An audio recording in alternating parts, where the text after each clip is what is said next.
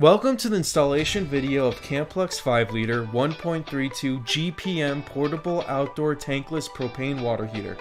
I'm going to show you just how easy it is to assemble and use. First, let's open it up and see what's included in the box. Oh, here's the portable tankless water heater, of course. Then we got the on and off switch shower head with 5 feet chrome hose.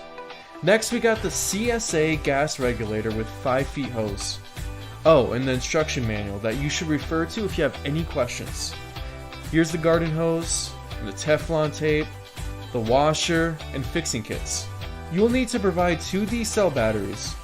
The whole process itself should take less than 15 minutes and is quite simple. The water heater can easily be vertically mounted on a wall or hanged on a fence like this. Weighing only 14 pounds, just make sure the surface would hold and the heater is placed at a comfortable height without putting stress on the gas hose.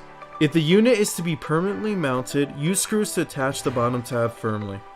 At the bottom of the heater there are 3 connections: gas inlet, water outlet, and water inlet. Teflon tape should always be used in connections to ensure a tight seal.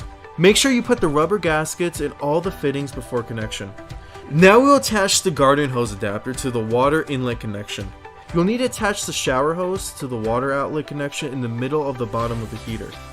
Now we will attach the propane hose to the water heater, marked gas inlet, and to the propane tank. Make sure to never over tighten the gas connections. Over tightening may cause a gas leak. Only use the pressure regulator and hose supplied with this appliance. If the smell of gas is detected, turn off the gas valve immediately. Everything seems good, so I'll just insert 2D batteries and adjust the water and gas control knobs to our liking, and wow, you can enjoy hot water showers on the go.